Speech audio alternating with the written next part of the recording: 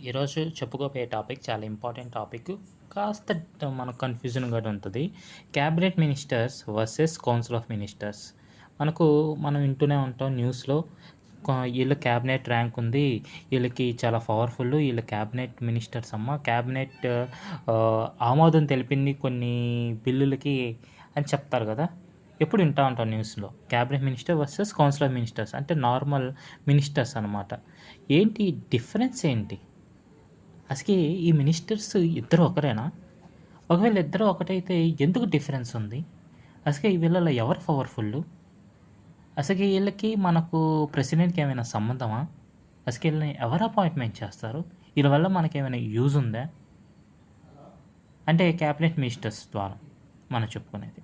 So, first centre పరంగా చూద్దాం. Centre government అయినా, స్టేట్ గవర్నమెంట్ అయినా ఒకటే. ప్రాసెస్ ఒకటే. సెంటర్ గవర్నమెంట్ పైన, స్టేట్ గవర్నమెంట్ అయినా ప్రాసెస్ ఒకటే. ఈ కౌన్సిల్ ఆఫ్ మినిస్టర్స్ అంటే ఏంటండి? కౌన్సిల్ ఆఫ్ మినిస్టర్ అంటే కొంతమంది మంత్రిమండలి అంటే మంత్రుల్ని ఎవరు అపాయింట్మెంట్ చేస్తారు? అకార్డింగ్ టు ఆర్టికల్ 75 ప్రకారం president will appoint the council of ministers on the advice of PM. అంటే పీఎం అనే అతను ప్రెసిడెంట్ చెప్తారు. వీళ్ళలో కొంతమంది మనం మంత్రులుగా అపాయింట్మెంట్ చేయాలి. కాబట్టి వీళ్ళని అపాయింట్మెంట్ చేయండి అని ప్రెసిడెంట్‌కి అడ్వైజ్ చేస్తే ప్రెసిడెంట్ అపాయింట్మెంట్ చేస్తారు. ఎవరిని? కౌన్సిల్ ఆఫ్ మినిస్టర్స్‌ని. సో, ఈ కౌన్సిల్ ఆఫ్ మినిస్టర్స్‌లో భాగమే ఈ యొక్క క్యాబినెట్ మినిస్టర్స్. అంటే ఒక పెద్ద సర్కిల్ తీస్తే ఇది కౌన్సిల్ ఆఫ్ మినిస్టర్స్.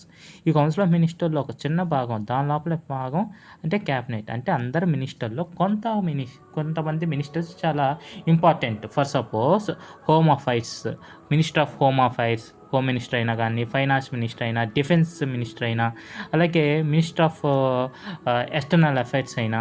సో, వీళ్ళు ఇంపార్టెంట్. వీళ్ళ యొక్క సూచనలు లేకపోతే మనకు దేశం అనేది కొంచెం ముందుకెళ్ళేదానికి చాలా కష్టం అవుతుంది. వీళ్ళు చాలా ఇంపార్టెంట్ దేశం యొక్క ప్రగతికి. సో, కాబట్టి వీళ్ళ క్యాబినెట్ ర్యాంక్ ఉంటుందన్నమాట. అతని రిమైనింగ్ మినిస్టర్స్ ఏం చేస్తారు? రిమైనింగ్ మినిస్టర్స్ కూడా వాళ్ళ యొక్క 2 టైప్స్ ఉంటాయి. రిమైనింగ్ మినిస్టర్స్ మనకు మొత్తం 3 టైప్స్ ఉంటాయి.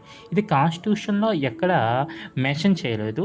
బట్ మనం ఏం చెప్పుకుంటున్నామంటే అకార్డింగ్ టు బ్రిటిష్ మనం పార్లమెంట్ సిస్టమ్ ఫామ్ అవుతుంది కాబట్టి 3 టైప్స్ ఆఫ్ మినిస్టర్స్ అనమాట. ఫస్ట్ క్యాబినెట్ మినిస్టర్స్ అంటే హైయెస్ట్ ర్యాంక్ ఉంటారు. తర్వాత మినిస్టర్ ఆఫ్ స్టేట్, వీళ్ళని మన కౌన్సిల్ ఆఫ్ మినిస్టర్స్ అంటాం. మినిస్టర్ ఆఫ్ స్టేట్‌లో మనకు 2 టైప్స్ ఉంటాయి. ఒకటి ఇండిపెండెంట్ ఛార్జ్ అంటే వీళ్ళు ఎవరి కింద వర్క్ చేయరు, ఏ మినిస్టర్స్ కింద వర్క్ చేయరు. ఇంకోటి డిప్యూటీ మినిస్టర్స్ అయినా లేదా కొంతమంది అడిషనల్ మినిస్టర్స్ అంటే ఈ క్యాబినెట్ మినిస్టర్స్ కింద అసిస్టెంట్‌గా ఉంటారన్నమాట. వాళ్ళ సలహాలు ఇవ్వడానికి. మొత్తానికి మినిస్టర్స్